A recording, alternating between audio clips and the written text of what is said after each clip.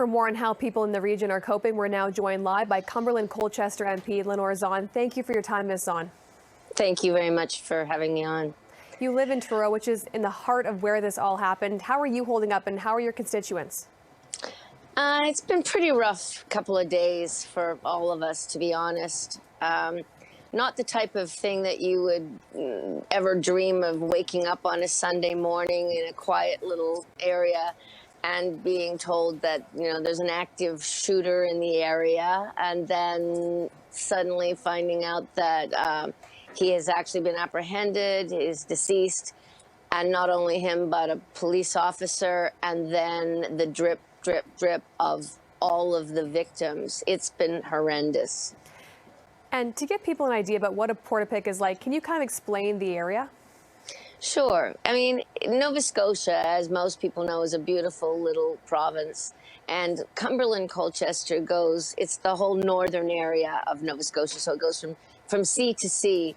And Portapique is on a little inlet right on the water. It's gorgeous. There used to be an old dance hall there, and we used to go to dances. That has since sadly fallen into the ocean. But now it's mainly, there's about 100 to 150 people that live there, more in the summer. And it's just a gorgeous, quiet little place. So for something like this to happen, and also to happen in other areas around Truro, like Wentworth and Shubenacadie, is really unheard of here. So people are just reeling. We're still in shock, to be honest. Yeah, I mean, I lived in Nova Scotia for years, absolutely love it. And I also know just how small it can be and how everybody knows each other. Do you recognize any of the names of the victims? Do you know anybody? I recognize some names. I didn't know anybody myself, but everybody that I know knows somebody. And I have friends who were good friends with some of the victims, and they're just devastated. It's been, like I said, it's been horrendous. It's been like a walking nightmare for all of us, for just ever since Sunday morning for some of us, but I guess it started Saturday night. Yeah, and it just feels like it keeps getting worse too. We're hearing from the RCMP that more victims could be announced. Some were obviously known to the shooter, others just random. So it's just horrific what happened there.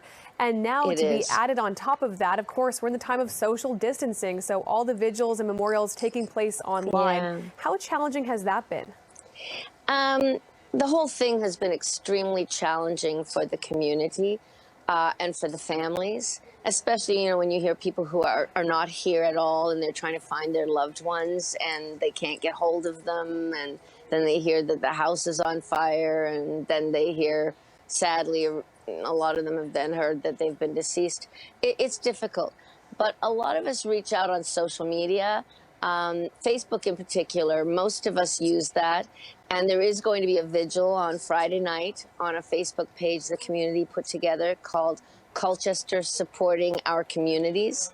So it's 7 o'clock Nova Scotia time, Friday night, and they're going to do a fundraiser as well there to try and raise some funds for the victims' families to help with, funeral arrangements and things like that.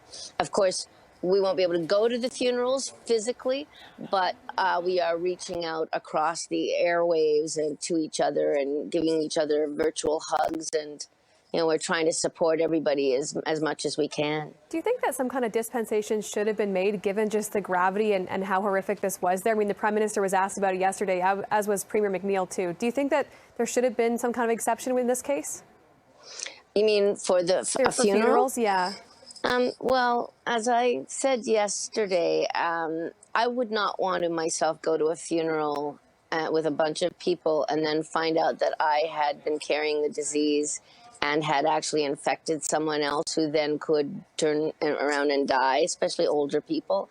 So I think that we have to be very mindful that we are in a raging pandemic, which kills. So it's a double whammy for us. But I think we need to be mindful of that and to make sure that we really, really look after ourselves and each other. And we have to do that right now by social distancing. Now, we also heard from the Prime Minister yesterday talking about moving forward with making gun control much more strict in this country. Is this the conversation we need to have right now? I think that conversation can be had at any time. because it's something that in North America we need to have done a long time ago, as far as I'm concerned. I'm very much in favor of that conversation happening, and I'm always happy to be part of it. Now, you did talk to Public Safety Minister Bill Blair. He warned you that more bad news could be coming and to steel ourselves for that news. What did he say? That's right.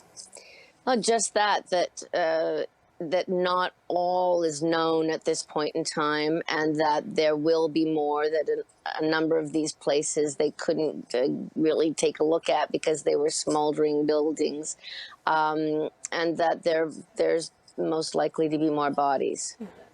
Well, thank you for your time, Ms. Zahn, and our condolences to you. I know this is your hometown, your home county, and it's so challenging for you to, to be the voice during this time too. So thank you for this. I really appreciate it. And all of my constituents and Nova Scotians, thank you, and other Canadians for reaching out to us. We really appreciate the hugs across the miles. We're all Canadians. Hugs. Yes. Yeah, thank you. And good to see your Nova Scotia flag in the background too.